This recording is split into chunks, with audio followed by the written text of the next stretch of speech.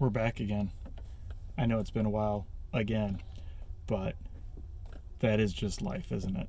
We try to get in rhythms, and some rhythms I'm able to maintain better than others, and sometimes actual work and life and priority takes place over doing some of these things that I want to do as opposed to things I need to do. But it's not about me. We're back to Colossians 1:18, second part 2, going on here. So we've got the second part of Colossians 1:18. In the first part, we talked about Christ being the head of the body, which is the church, and that all things are there for him, and he is in charge of all things and supreme over anything that we even do as we gather together as his body. And Colossians 1:18 continues with, as well as now the beginning. So this is again just referring to Jesus. So he is the beginning. He's the first fruit, the firstborn from among the dead. First fruits is in part 3 coming up. But so he's the head of the body of the church, as well as the beginning. So he's at the beginning. He always has been, always was there since forever. All right, his eternalness, Jesus' eternalness has always been. He's always been there. But then he's the firstborn from among the dead, and this is where the language starts to get a little difficult.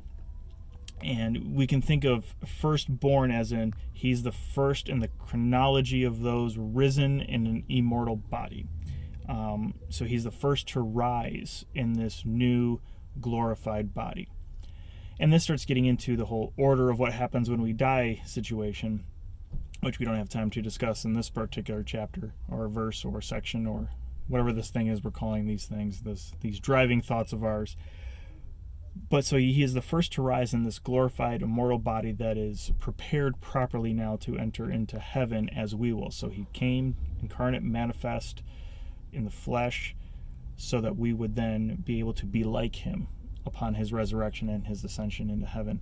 Again, not that we become God, but we are then given these glorified immortal bodies so that we can be with God forever, purified and holy.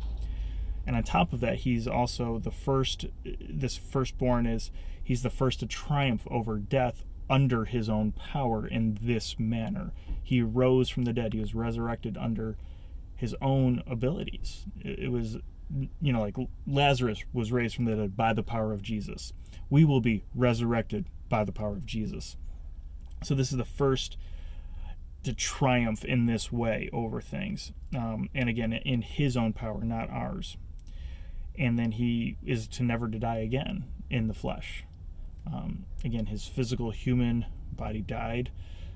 His divine, again, fully God, fully human. And so, but this new resurrected immortal body is to never die again. It is set for heaven. Again, glorified is the best way that I can word that for the sake of this. So what does this all mean for us?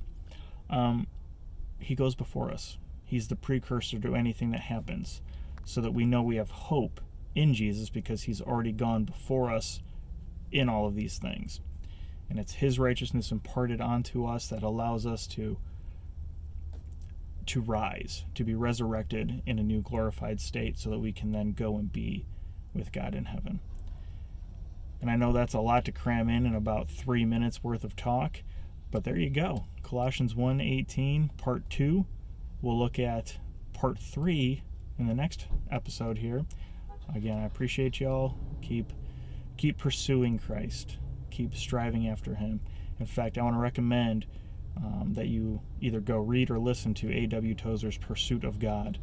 It is a marvelous telling of a change that we need to make in our hearts and our minds and then in our actions to follow. So, blessings on y'all. Take care. Bye.